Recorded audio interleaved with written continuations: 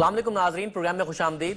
Cricket के हवाले से डिबेट आप सुन ही रहे हैं कि बिग थ्री का मामला हो गया तो पाकिस्तान की क्रिकेट जो कि पहले ही होम ग्राउंड पर तो होती नहीं है और जो कि पहले ही बहुत ज़्यादा मसाइल का शिकार है, वो बहुत ज़्यादा मसाइल का शिकार और ज़्यादा हो जाएगी और पाकिस्तान को बड़ा डट के खड़ा होना चाहिए। अभी जो इजलास हुआ है थोड़ी देर पहले, उसकी तफसीलात आप देख ही रहे हैं। जो ब्रेकिंग न्यूज़ थी वो भी आपने देखी कि फिलहाल मौखर किया गया है, बराबरी की सतह पर फंड्स देने की भी बात की गई है, मौके देने की भी बात की गई। फिर मौखर क्यों किया है?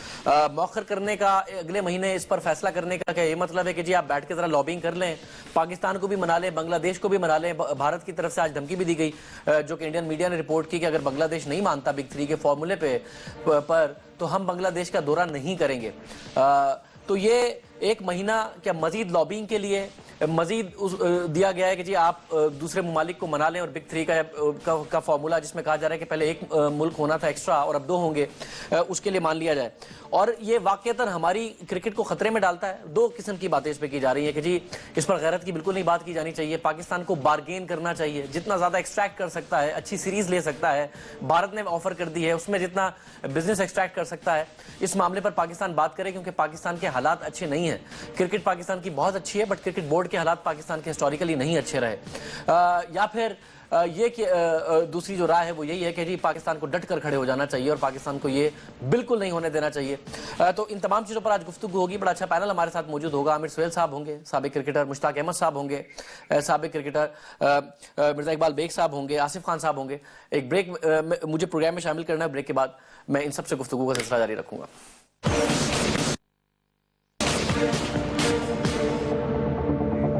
प्रोग्राम में दोबारा खुश आमदीद नाजरीन। जैसा कि मैं प्रोग्राम के इंट्रो में जिक्र करा था, आज क्रिकेट पर हम बड़ा तफसीली गुफ्तगू करेंगे। पाकिस्तान के जबरदस्त साबिक स्टार्स मेरे साथ मौजूद हैं। आमिर सुहेल साहब लाहौर से ज्वाइन कर रहे हैं, सर बहुत शुक्रिया। मुश्ताक अहमद साहब लाहौर से ज्वाइन कर रहे हैं, आपका बहुत शुक्रिया। कराची से हमें मिर्जा इकबाल बेग साहब ज्वाइन कर रहे हैं, आपका बहुत शुक्रिया। और हमें आसिफ खान साहब भी ज्वाइन करेंगे, उनका भी बहुत शुक्रिया। मैं आमिर सुहेल साहब, एक ऐसे वक्त में जबकि ये कह दिया गया है कि जी इस पर फैसला बाद में होगा और साथ साथ ये भी कहा गया है कि तमाम मुल्कों को इक्वल अपॉर्चुनिटीज दी जाएंगी, आज की जो बात हुई है, आपको लगता है ये फैसला सिर्फ मौखर हुआ है या फिर वाकईतन अब ये नहीं हो पाएगा बिग थ्री वाला मामला? देखिए, ये सबसे पहले तो पाकिस्तान की ये बहुत बड़ी जीत है कि इन्होंने ये सारा जो है मामला डिफर करवाया, क्योंकि पाकिस्तान की मेन स्ट्रेटजी और साउथ अफ्रीका वगैरह की मेन स्ट्रेटजी ये थी कि किसी तरह इसको डिफर कराया जाए और बाकी जो ममालिक हैं जो थोड़ा सा रिलक्टेंट हैं इस बिग थ्री वाले आइडिया से, उनको अपने साथ मिला के ICC में भरपूर इसकी मुजामत की जाए। तो मेरा ख्याल है राउंड 1 जो है वो पाकिस्तान, साउथ अफ्रीका, बांग्लादेश और वेस्ट इंडीज़ ने जीता, इसमें कोई शक नहीं है। और जैसे जैसे ये टाइम होगा इसके ऊपर डिलिब्रेशन होगी, बाकी मुल्कों में भी जब ये डिस्कशन आम होगी, तो मेरा ख्याल है कि ये जो 3 कंट्रीज हैं इनको एम्बैरस होना पड़ेगा। क्योंकि देखिए जो इन्होंने कहा हुआ है कि हम चाहे जो भी करें हम रेलीगेट नहीं होंगे, हमें जो चंक है प्रॉफिट्स का वो ज्यादा मिलना चाहिए। इंग्लैंड की टीम पाकिस्तान से व्हाइट वॉश हुई 2012 में, रीसेंट पास में, अभी वो ऑस्ट्रेलिया में जाके व्हाइट वॉश हो रहे हैं, तो वो किस तरह अपना क्लेम ये कर सकते हैं? इट्स इलॉजिकल कि हम चाहे बुरा भी खेलें हम रेलीगेट नहीं हो सकते जो 2 टियर का है। ये जो सारा आइडिया है ये बेसिकली फार फेच्ड है और ये होप कर रहे थे कि ये अब प्रेशर टैक्टिक्स इस्तेमाल करके तो ये अपने हक में करवा लेंगे। मेरा ख्याल है कि ये नहीं होना था और पाकिस्तान क्रिकेट बोर्ड को मुबारकबाद देनी चाहिए कि उन्होंने लोगों की उमंगों के मुताबिक और जो क्रिकेट के फैंस हैं उनकी उमंगों के मुताबिक जाके ये केस लड़ा और जो डिफर हुआ है, मेरा ख्याल है राउंड 1 पाकिस्तान और साउथ अफ्रीका वगैरह जीते हैं। आपको क्या लगता है फिर राउंड 1 का तो फैसला हो गया, बट इवेंचुअली ये जो इंडिया की तरफ से भी कहीं लालच और कहीं धमकी, बांग्लादेश को कह दिया कि जी हम नहीं आते फिर आपके पास होम सीरीज खेलने, 15 साल से खुद तो बुलाए नहीं है जब से बेचारे को टेस्ट स्टेटस मिला है, पाकिस्तान को सीरीज ऑफर कर दी है। ये जो कॉम्बिनेशन है धमकी का और लालच का, ये वर्क कर जाएगा या आपके ख्याल में राउंड 2, राउंड 3 या आगे जो राउंड्स होंगे वो भी बिग थ्री को एम्बैरस ही होना पड़ेगा? देखिए, जब आप at the same time carrot को डैंगल करते हैं और साथ में धमकी देते हैं, इसका मतलब ये है कि जो आप केस लड़ रहे हैं वो काफी ज्यादा वीक है। और जब आप इस तरह की ओछे हथकंडों पे आ जाएं तो साफ पता लग रहा है कि आप जो हैं वो लूजिंग ग्राउंड के ऊपर आ गए हैं। और वैसे भी ये इंडिया का जो क्लेम है कि जी हम मार्केटिंग में 80% रेवेन्यू जो है वो कंट्रीब्यूट करते हैं, ये बिल्कुल फार फेच्ड है। देखिए, ESPN जो है, जो इस वक्त जिसके पास ब्रॉडकास्टिंग राइट्स हैं इंटरनेशनल क्रिकेट के, ICC के जितने भी इवेंट्स हैं, वो अमेरिकन कंपनी है। उन्होंने जब देखा कि क्रिकेट जो है एक ग्लोबल गेम है, उन्होंने सिंगापुर में आके अपना जो है वो हेड ऑफिस बनाया। उसके बाद अब आप देखिए, जब जो ESPN वाले हैं वो जब ब्रॉडकास्टिंग राइट्स लेते हैं तो वो पाकिस्तान में भी बेचते हैं, वो साउथ अफ्रीका में भी बेचते हैं, वो इंग्लैंड में भी बेचते हैं, और वो पूरी दुनिया में बेचते हैं और वो पैसा कमाते हैं। उन्होंने भी अपना बिजनेस बनाया हुआ है। उसके साथ साथ अगर आप पिछले जो आईसीसी इवेंट्स है उसकी बात करें, सैमसंग आपको टाइटल स्पॉन्सर नजर आया, एलजी आपको टाइटल स्पॉन्सर नजर आया। ये इंडियन प्रोडक्ट्स नहीं है, ये कोरियन प्रोडक्ट्स हैं। सो इंडिया का जितना भी यहां पे क्लेम है दैट्स फार फेस्ट। और बेसिकली अगर आप पाकिस्तान की बात करते हैं, मे बी 2003 या 2008 तक पाकिस्तान में जो मार्केटिंग का स्प्रेड था वो मे बी 20 अरब रुपए के करीब हो, लेकिन अब वो जो बढ़ के 50 अरब रुपए के करीब चला गया, और ये इवेंचुअली इसने आगे जाना। तो पाकिस्तान भी एक जो है कॉन्ट्रीब्यूटिंग फोर्स है इंटरनेशनल क्रिकेट में। ये भी हमारे भी लोकल ब्रॉडकास्टर जो है राइट्स खरीदते हैं और उसके बाद यहां पे भी कारोबार होता है। तो इंडिया को ये समझाने की जरूरत है। जब आप फिगर्स के साथ जाएंगे और दूसरे मुल्कों को बात ये समझाएंगे तो सारे आपके साथ मिलेंगे। और इवेंचुअली मैं आपको एक आज बात बताता हूं, जो सबसे बड़ी जो आज विन हुई है और जो इंग्लैंड ने दिखा दिया है कि वो ऑन अ लूजिंग ग्राउंड है, जो वेस्ट इंडीज उनके कई बगैर कहीं नहीं जाता, वो इस ग्रुप में आके शामिल हो गया। तो इसका मतलब है कहीं ना कहीं इंग्लैंड ने भी जो है वो हार तस्लीम की है। ठीक है, मैं मुश्ताक अहमद साहब, इंडिया के हवाले से, क्योंकि दो किस्म के तज्जिए पाकिस्तान में किए जा रहे हैं कि जिसको आप गैरत का मसला ना बनाएं, पाकिस्तान में पहले क्रिकेट नहीं हो रही, आईसीसी का इंडिया को जब कहना मानना होता है मानता है। आईसीसी के फ्यूचर प्रोग्राम में इंडिया और पाकिस्तान ने खेलना था, इंडिया नहीं खेलना चाहता तो अपनी गवर्नमेंट पे डालकर नहीं खेलता। इंडिया अगर 2015 के बाद आईसीसी के फ्यूचर प्रोग्राम्स देखे जाएं तो वो इन तीनों मुल्कों को ही मिल रहे हैं। सारे जो बड़े इवेंट्स हैं, चाहे वो T20 के हों या वर्ल्ड कप्स हों, 2015 से 2023 के, ऑस्ट्रेलिया, इंग्लैंड और इंडिया।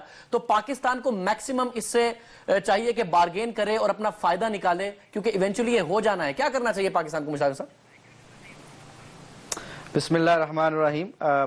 फर्स्ट ऑफ ऑल तो मैं टोटली आमिर के साथ एग्री करता हूँ। देखें, सबसे इंपॉर्टेंट बात है कि जब कोई बहुत बड़ा डिसीजन लेना होता है जिंदगी में तो उसके लिए you have to buy some time. तो आई थिंक पाकिस्तान को इस वक्त अगर ये पहला राउंड जैसे पाकिस्तान के हक में गया है तो I think the second step from my point of view कि ये है कि जी बैठकर सोचना पड़ेगा कि क्या हमारे इंटरेस्ट में क्या है। तो आई थिंक इस वक्त सबसे इंपॉर्टेंट जो मुझे अच्छी चीज लगी है कि पाकिस्तान के पास टाइम मिल गया। पाकिस्तान को पाकिस्तान के जो जितने भी थिंक टैंक हैं वो बैठकर ये सोच सकते हैं कि हमारे पाकिस्तान के लिए, हमारे मुल्क के लिए क्या फायदेमंद चीज हो सकती है, क्या हम उनके साथ नेगोशिएशन कर सकते हैं, क्या हम उनके साथ कोई लंबा मुआहदा कर सकते हैं जिससे हमें फाइनेंशियली भी फायदा हो, क्रिकेट का भी फायदा हो और हमारे जो पाकिस्तान की अवाम है उनको क्रिकेट देखने भी मिले, इंडिया और पाकिस्तान की। तो आई थिंक सबसे इंपॉर्टेंट मेरी नजर में जो है वो पाकिस्तान को इस वक्त टाइम लेके तसल्ली के साथ जल्द पैनिकिंग नहीं सिचुएशन क्रिएट करनी चाहिए, क्योंकि जब भी बिजनेस में या आप कोई भी मुआहदा करने जाते हैं, जब आप पैनिकिंग सिचुएशन में जाते हैं तो अगला बंदा एडवांटेज लेता है इस बात का, या आप एकदम समझते हैं कि हमें कोई बहुत ज्यादा कोई अच्छा चीज मिल जाएगी, तो you don't have to become greedy same time. तो आई थिंक बैलेंस रख के बड़े तसल्ली के साथ, बड़े सुकून के साथ आई थिंक ये फैसले करने की जरूरत है। मेरा अपना पर्सनल ख्याल है कि पाकिस्तान के पास जो सबसे पॉजिटिव चीज इस वक्त है वो टाइम है और इस टाइम को बहुत अच्छे तरीके से यूटिलाइज करना चाहिए। तो टाइम को यूटिलाइज बिग थ्री के अगेंस्ट करना चाहिए या मैक्सिमम एक्सट्रैक्ट करना चाहिए कि भाई हमें ये चाहिए, ये चाहिए, ये सीरीज चाहिए, रेवेन्यू में ये शेयर चाहिए, या फिर टाइम में ये करना चाहिए कि हमें बिग थ्री नहीं चाहिए और उसके लिए लॉबिंग पाकिस्तान करे, मजीद स्ट्रॉन्ग लॉबिंग करे दूसरे ममालिक के साथ मिलकर? किस तरफ पाकिस्तान को टाइम का इस्तेमाल करना चाहिए? मेरा जो पर्सनल ख्याल है, आपको पाकिस्तान के इंटरेस्ट में देखनी पड़ेगी बात कि पाकिस्तान के इंटरेस्ट में क्या है। ये इसलिए मैं कह रहा हूं कि टाइम लेके सोचना पड़ेगा। हम अपना पर्सनल पॉइंट ऑफ व्यू जरूर दे सकते हैं, मगर पाकिस्तान के जो इंटरेस्ट में है वो मेरा ख्याल है कि हमारी क्रिकेट कहां जा रही है, फाइनेंशियली हम कहां पे खड़े हैं। ये दो तीन चीजें जब हम आप डिस्कस करते हैं, जितने भी हमारे एज ए सेड जो कंसर्निंग लोग हैं, अगर वो बैठ के ये सोचेंगे तो आई थिंक हमसे अच्छा रिजल्ट निकलेगा इंशाअल्लाह ताला। हमें जो सबसे इस वक्त इंपॉर्टेंट चीज है कि the ball in our court, we can think about it. और सबसे इंपॉर्टेंट चीज जो है कि हमें दूसरों की पॉलिसी पे ज्यादा देखना नहीं चाहिए। कहते हैं ना कि जब हम क्रिकेट खेला करते थे, हमने इमरान भाई से एक चीज सीखी थी कि रिमेंबर योर स्ट्रेंथ। अपनी ताकत को देखोगे तो फिर दूसरों के साथ आपको आसानी हो जाती है आपको खेलने के लिए। तो आई थिंक सबसे पहले इस वक्त हमें ये देखना चाहिए कि हमारे इंटरेस्ट में क्या है। उसके बाद अगर आप दूसरे मुल्कों के बारे में सोचेंगे कि उसका साथ देना चाहिए कि नहीं देना चाहिए, तो डोंट फॉरगेट कि अपनी स्ट्रेंथ को नहीं भूलना कि मेरे मुल्क की इंटरेस्ट में क्या है, हमारे मुल्क के फायदेमंद क्या चीज है, उस पर ज्यादा तवज्जो देनी चाहिए। Fair enough. मैं मिर्जा साहब, सूरत हाल ये हो कि हमारे हालात की वजह से पाकिस्तान में वैसे ही कोई टीम नहीं आती, इंडिया का दिल नहीं चाहता हमसे खेलने का तो वो आईसीसी के प्रोग्राम को नहीं फॉलो करता। ऑस्ट्रेलिया 97 में एक सीरीज खेलता है, उसके बाद 2010 में हमारे साथ खेलता है। अगर हम बांग्लादेश में होने वाली T20 पर कोई रिजर्वेशन शो करें तो आईसीसी तो दूर की बात है, जो एशियन क्रिकेट काउंसिल के चीफ एग्जीक्यूटिव हैं वो कहते हैं कि जी पाकिस्तान ने आना है तो आए, नहीं आता तो उसके बगैर भी सीरीज हो जाएगी, T20 खेल लेंगे हम। ऐसी सूरत हाल में बिग 3 के होने से हम किस डिसएडवांटेज में चले जाते हैं? क्या ऐसा डिसएडवांटेज था जो हमें मिल जाना था? देखें शाहजेब, अगर देखा जाए तो पाकिस्तान ने अपनी लॉबी नहीं बनाई। गुज़िश्ता 4-5 बरस में आप देखें, एजाज भट्ट साहब ने बयान दे दिया आईसीसी के खिलाफ, England and Wales cricket board के खिलाफ बयान दे दिया, हमने अपनी लॉबी नहीं बनाई। जब आप लॉबी नहीं बनाएंगे तो जो बेगर्स आर नॉट चूजर्स, तो उस लिहाज से अगर देखा जाए तो पाकिस्तान क्रिकेट बोर्ड को अब मौका मिला है। 3 बिग का अगर आप बात करते हैं शाहजेब, तो भारत तो आपको लॉलीपॉप दे रहा है। भारत कह रहा है आप हमारे साथ सीरीज खेलें। सपोज भारतीय cricket board Pakistan cricket board से मुआहिदा कर लेता है सीरीज का, और फिर उसके बाद भारतीय हुकूमत, भारतीय वजारत खारजा उन्हें इजाजत नहीं देती कि वो जाकर पाकिस्तान के खिलाफ खेलें, तो कैसे सीरीज होगी?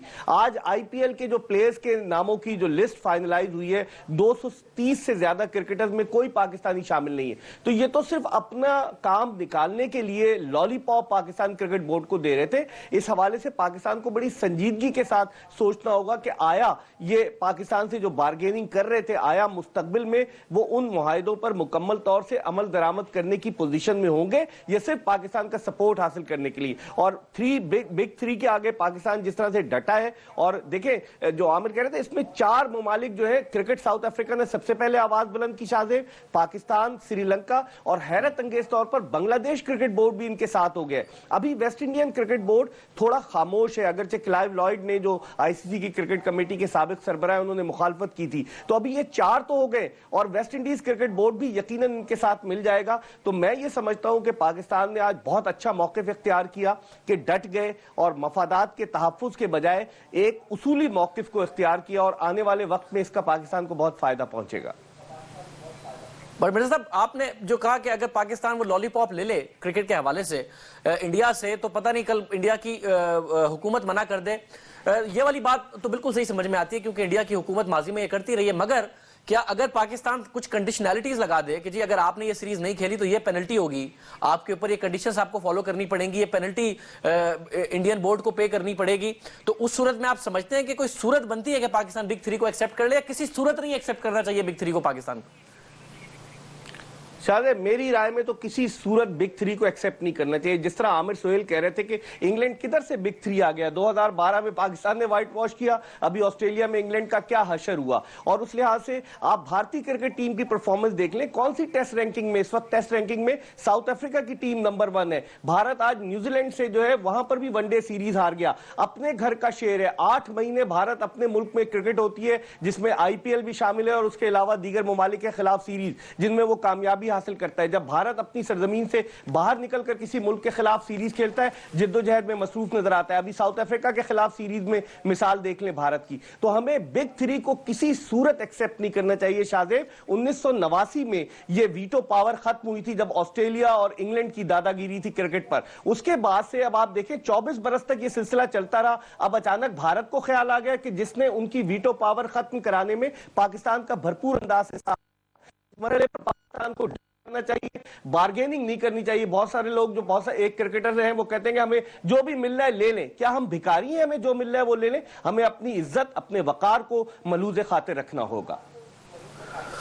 मैं आसिफ खान साहब की तरफ भी जा रहा हूं। आसिफ खान साहब, आमिर सोहेल साहब से जब मैं गुफ्तगू कर रहा, आमिर सोहेल साहब ने बड़े नंबर्स के साथ बताया कि जो भारत का क्लेम है कि 80% हम रेवेन्यू कंट्रीब्यूट करते हैं, उसमें जब मुख्तलिफ चीज़ें आप देखी जाएं, इदारों की ओनरशिप देखी जाए तो ऐसा मामला नहीं है। और यहाँ पर इस वक्त ऑलमोस्ट कंसेंसस है मेरे पास कि जी ये जो कुछ लोग कह रहे हैं कि पाकिस्तान बार्गेन कर ले और हम कोई भिखारी नहीं है कि हम इससे फ़ायदा उठा लें इस सूरत हाल से। आप समझते हैं कि आज जो हुआ ये पाकिस्तान की, साउथ अफ्रीका की, वेस्ट इंडीज़ की फतह है और श्रीलंका की, और इसको आगे भी इसी तरीके से लेके चलना चाहिए?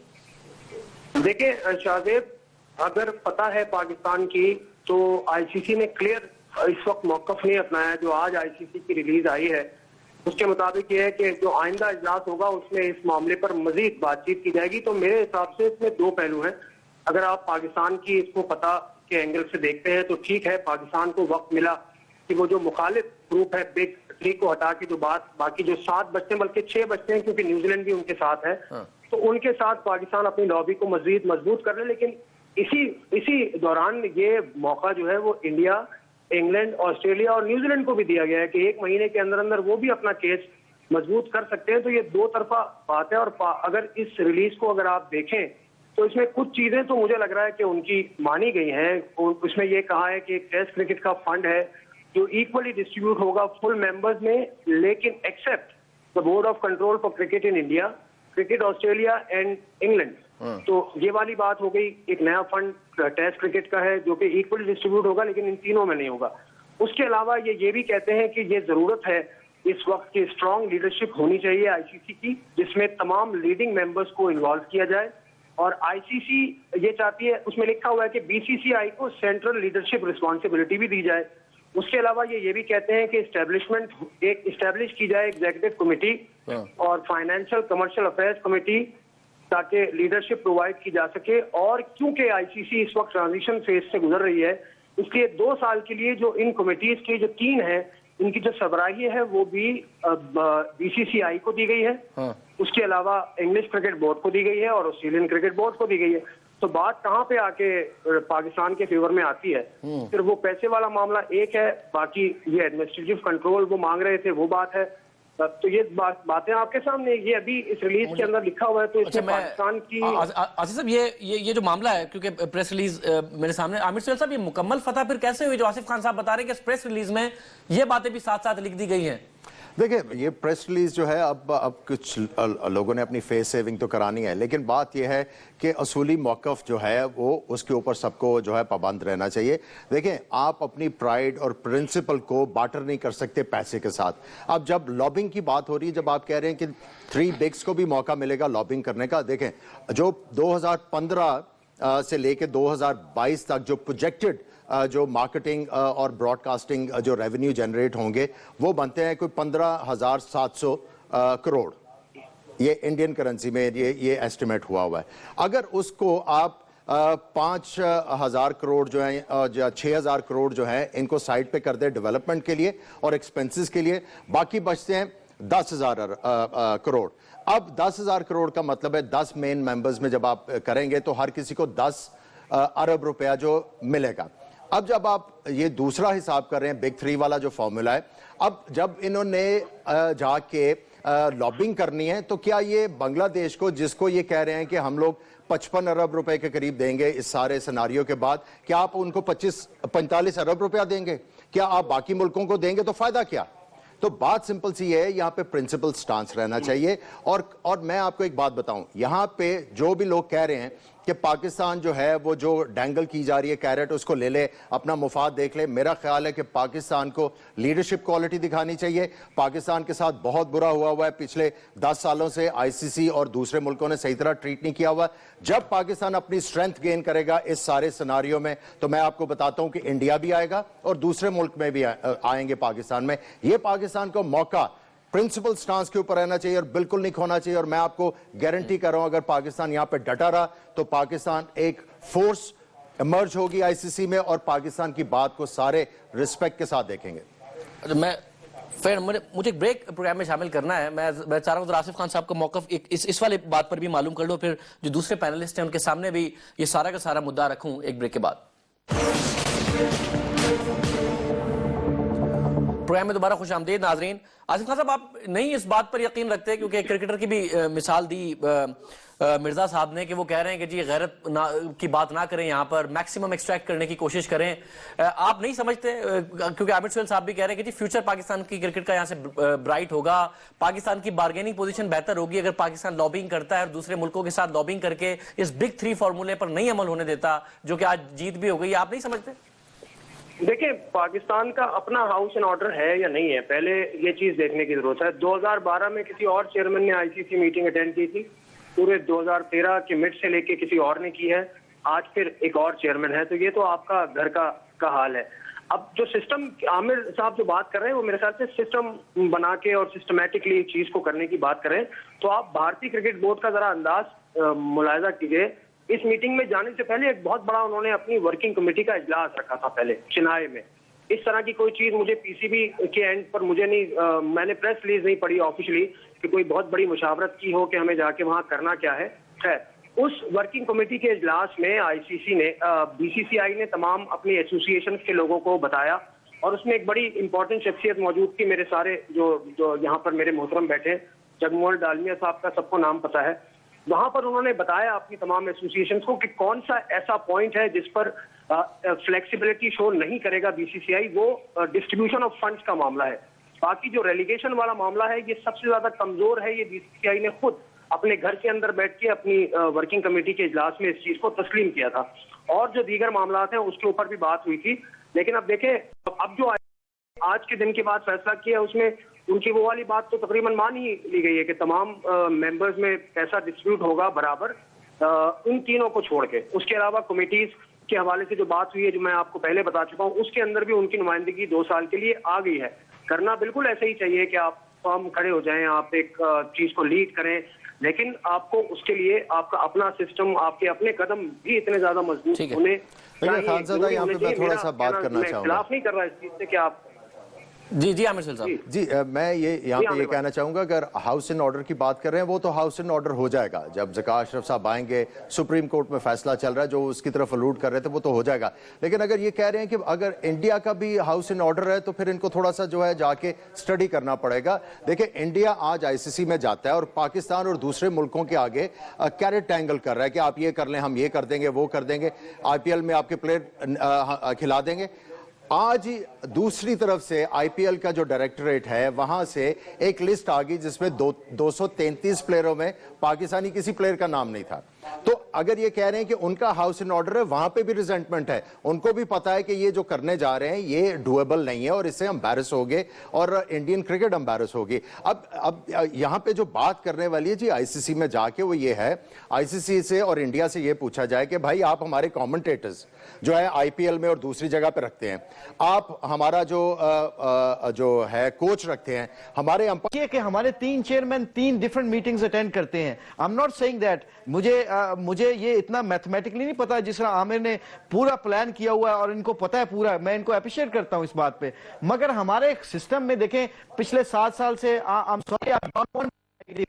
पिछले 5-7 साल से कितने हमारे कप्तान बदल चुके हैं, हमारे कितने चेयरमैन बदल चुके हैं। तो ये बाहर वाली दुनिया को नहीं पता चलता कि ये हमारे खुद के अंदर के सिस्टम ऐसे हैं, तो we can abuse them, we can take the advantage out of them.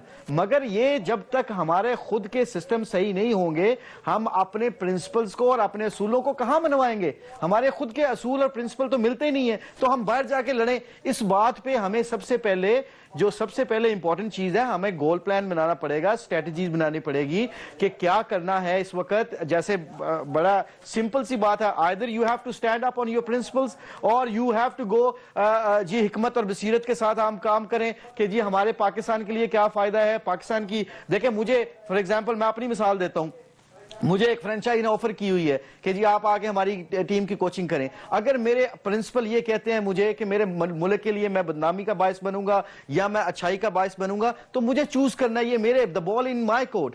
तो मुझे वो देखना पड़ेगा कि मैं अपने मुल्क के साथ जाता हूं कि मैं पैसे के पीछे जाता हूं। अभी मुझे ये बताए ना कि कितने लोग मुझे सवाल करते हैं कि जब हम बाहर जाते हैं, खेलते हैं, कि why you not serving your country. मैं 5 दफा खुद जाके अपने क्रिकेट बोर्ड वालों के साथ मिला हूं और उनसे जाके कहा है कि जी मुझे छोड़े, मैं इंग्लैंड के साथ काम कर रहा हूं, अभी मेरा कॉन्ट्रैक्ट है 2 साल 15 तक, मगर मैं अंडर 17 और अंडर 19 में जाके काम करना चाहता हूं। I want to serve my country.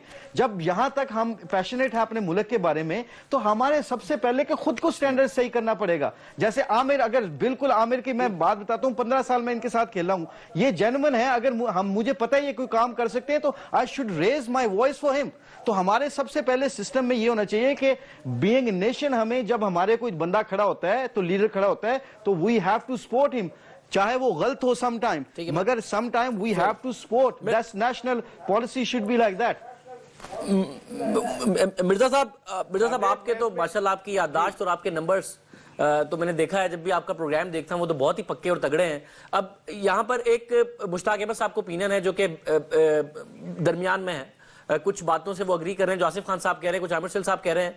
आप सर, हाउस इन ऑर्डर का मामला भी हमारा खराब है, इंडिया का जो क्लाउड है वो भी सारी दुनिया के सामने। बबांगे दौल उनका चीफ आईसीसी के इजलास में कहता है, हमारा नजम सेठी साहब बता रहे हैं कि जी हम तो 80% रेवेन्यू कंट्रीब्यूट करते हैं तो हमारी चलेगी, चलती भी है इंडिया की। करे क्या पाकिस्तान सर?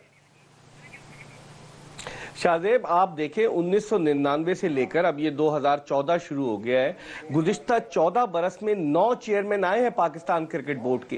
किस मुल्क में ऐसा होता है 9 चेयरमैन? और आपका चेयरमैन डांस कर रहा होता है जब पाकिस्तानी क्रिकेट टीम जीतती है शारजा में। आपका चेयरमैन आके ये कहता है कि जी मैंने आवाज बुलंद की। मिर्जा साहब जीतने पे ही कर रहा है ना, हारने पे तो डांस नहीं कर रहे, इसमें भी एतराज कर रहे हैं, जीतने पे ही डांस कर रहे हैं। नहीं, हारने पे तो वो ट्विटर अकाउंट अपना बंद कर देते हैं, फिर उसके बाद वो किसी से बात नहीं करते, और जब जीतते हैं तो गन्ना चुप्पो वो ट्विटर पे ट्वीट करते हैं। ये चेयरमैन को जेब देता है? या वो ये कहते हैं कि मैं वेस्ट इंडीज जा रहा हूं, खिलाड़ियों को जो है उनमें एनर्जी लाऊंगा, उनको उनका मोरल अप करूंगा? ये कहां होता है? हमारी बदकिस्मती ये है कि हमारे यहाँ बहुत से ऐसे लोग क्रिकेट बोर्ड के चेयरमैन बने कि जिन्हें क्रिकेट की अलिफ बे भी नहीं पता, और वो क्रिकेट बोर्ड को रिप्रेजेंट करते हैं। जब वो आईसीसी में जाकर क्रिकेट बोर्ड को रिप्रेजेंट करेंगे शाहजेब, तो वहां पर जो आईसीसी में लोग आ रहे हैं वो बड़े सीजन कैंपेनर्स होते हैं, वो इस तरह की चीजें नहीं बर्दाश्त करेंगे। अभी मैं ये देख रहा था आईसीसी का प्रेस रिलीज, इस प्रेस रिलीज का मैं आसिफ खान की इस बात से इत्तेफाक करूंगा कि बहुत सी चीजें उस ड्राफ्ट में जो थी वो इस प्रेस रिलीज में नजर आ रही हैं। उन्होंने कहा कि लीडरशिप का फुकदान है 5वां पॉइंट, और लीडरशिप जो है वो बीसीसीआई के गिर्द इन्वॉल्व करेगी। तो क्या भारत में लीडरशिप ज्यादा है,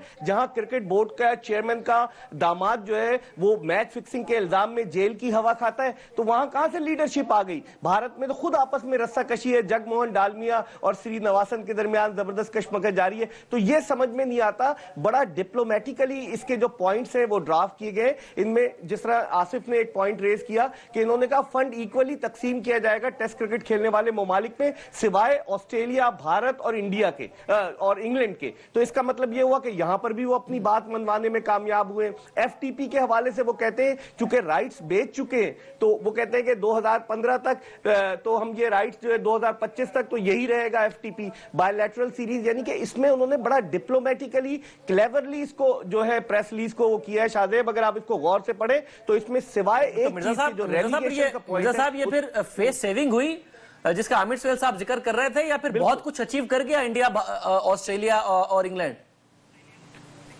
देखिए, अगर मैं प्रेस रिलीज को पढ़ूं शाहजेब, तो इस प्रेस रिलीज को सामने रखते हुए उन्होंने कहा है यूनानिमसली तमाम मेंबर्स ने इत्तेफाक किया है। तो इसमें बहुत से पॉइंट ऐसे हैं कि जिनमें भारत बहुत चीजों में बहुत सारी चीजें अचीव कर गया है, बहुत सारी चीजें अचीव करी। मैं जरा एक ब्रेक लेता हूं और उसके बाद ये सारा मामला मैं कोशिश करता हूं कि इंडिया से भी किसी कोई जर्नलिस्ट या फॉर्मर क्रिकेटर हमारे साथ मौजूद हो। एक ब्रेक और उसके बाद बातों से जारी रखते हैं। प्राइम में दोबारा खुशामदीद नाज़रीन। आमिर सैल साहब, अब ये किसकी फतह हुई? मिर्जा साहब ने जिक्र करे थे प्रेस रिलीज का, जिसमें फंड्स का कह दिया गया कि इक्वली डिस्ट्रीब्यूट होगा एक्सेप्ट इंडिया, ऑस्ट्रेलिया और इंग्लैंड के अलावा, और एक इस बात पर एग्रीमेंट है कि आईसीसी को एक स्ट्रांग लीडरशिप प्रोवाइड की जाएगी जिसमें सेंट्रल रोल होगा बीसीसीआई का, इंडियन क्रिकेट बोर्ड का। अभी रिसेंट पास में मेरा ख्याल है प्रेसिडेंट थे शरद पवार, वो कौन सी लीडरशिप प्रोवाइड कर गए थे आईसीसी और इंटरनेशनल क्रिकेट में। और जहां तक आप ये आईसीसी का जो ये एलामिया है इसकी बात करें, ये कंफ्यूजिंग है। एक तरफ ये कह रहे हैं मामला डिफर हो गया, दूसरी तरफ ये कह रहे हैं ये यूनानिमसली इसको अग्री कर लिया गया। Unless until you hear from horse's mouth, आप इसके ऊपर कमेंट नहीं कर सकते। आपको पाकिस्तान का मौकफ या साउथ अफ्रीका का मौकफ सुनने से पहले या इंडिया का मौकफ सुनने से पहले इसके ऊपर कमेंट नहीं कर सकते, क्योंकि ये सारा कुछ कंफ्यूजिंग हो गया। मगर आपको लगता है कि ये जो साउथ अफ्रीका, श्रीलंका, पाकिस्तान को हटा के जो दूसरे ममालिक हैं, ये आखिर तक इसके खिलाफ बिग थ्री के खिलाफ फाइट करेंगे, या फिर इनको भी किसी तरीके से लालच और धमकी का कॉम्बिनेशन करके इनको भी कमजोर किया जा सकता है? सबसे पहले तो बांग्लादेश को अंडरस्टैंड ये करना है कि अगर इंडिया उनको एशिया कप या T20 वर्ल्ड कप दिलवा रहा है तो उसका मतलब यह है कि वो पाकिस्तान को होस्ट नहीं करना चाह रहा। अगर वो पाकिस्तान को ये 2 बड़े टूर्नामेंट में होस्ट कर लेता है तो पाकिस्तान का जो क्लेम है बहुत ज्यादा स्ट्रांग हो जाता है बायलैटरल सीरीज का, तो वो उसको अवॉइड कर रहे हैं। तो आपको नजर आना चाहिए कि या क्या ये मुल्क जो है पाकिस्तान से शाये हुए है, ये क्या लीडरशिप प्रोवाइड कर सकता है इंटरनेशनल क्रिकेट में? तो ये काफ़ी बड़ा इसके ऊपर क्वेश्चन मार्क है। आई थिंक जिस तरह मैंने पहले कहा कि इलामिया को तो सामने रखना है, लेकिन आपको हॉर्सेस माउथ से भी सुनना है कि अंदर क्या हुआ। अगर ये इलामिया उनके फेवर में जा रहा है आपके ख्याल में, तो पाकिस्तान और ऑस्ट्रेलिया के जो हेड्स हैं उनकी लड़ाई क्यों हुई?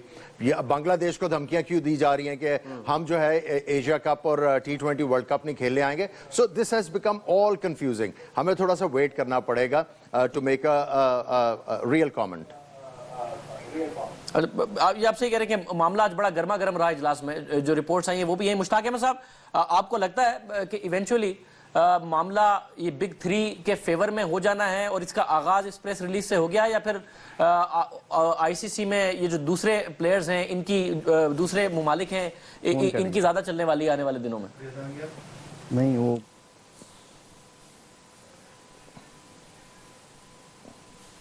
मुश्ताक अहमद साहब है मेरे साथ? मैं मिर्जा साहब की तरफ से, मिर्जा साहब मुश्ताक साहब को जरा जल्दी कनेक्ट कीजिएगा। मिर्जा साहब, आपका यही सवाल मैं आपके सामने रखता हूं, जरा कमेंट कीजिएगा। देखिए शाहजेब, जो ये प्रेस रिलीज मैंने देखा, ये आईसीसी का प्रेस रिलीज है और क्रिकेट की ऑफिशियल वेबसाइट क्रिक इन्फो पर है। इस प्रेस रिलीज को जो मैंने थॉरोली पढ़ा है, तो उससे तो लगता है सिवाय एक पॉइंट के जिसमें इन्होंने जो ड्राफ्ट दिया था, जो मुसवदा दिया था कि रेलीगेशन होगी टेस्ट क्रिकेट की टीमों को, वो उसके अलावा बकिया सारे पॉइंट्स वही हैं। इन्होंने ये कहा है कि एक एग्जीक्यूटिव कमेटी बनेगी। पहले भी उस ड्राफ्ट में था कि एग्जीक्यूटिव कमेटी में 3 मेंबर तो भारत, उसके अलावा इंग्लैंड और ऑस्ट्रेलिया होंगे। तो उस लिहाज से तो इन्होंने घुमा फिरा कर चीजों को बड़े डिप्लोमेटिक अंदाज से प्रेजेंट किया है। और ऊपर उन्होंने लिख दिया है कि decisions were unanimously taken by the board members. तो ये बड़ा कंफ्यूजिंग है। अब इसके हवाले से हम लोग, अगर उन्होंने डिफर कर दिया, ये एक चाल है कि इन मुमालिक को खामोश कराया जाए या आइंदा आने वाले वक्त में इन मुमालिक को मजीद लालच देकर अपनी जानिब रागिब किया जाए। अच्छा, मुश्ताक अहमद साहब, सर आपकी क्या राय है? ये यूनानिमस डिसीजन हो गया है और प्रेस रिलीज में 2 पॉइंट्स ऐसे हैं जिसमें मिर्जा साहब का ख्याल है कि बात मान ली है, सिवाय टेस्ट क्रिकेट के हवाले से उसमें ऊपर लिखा हुआ है कि सबको इक्वल अपॉर्चुनिटीज दी जाएंगी। आपको क्या लगता है मुश्ताक साहब?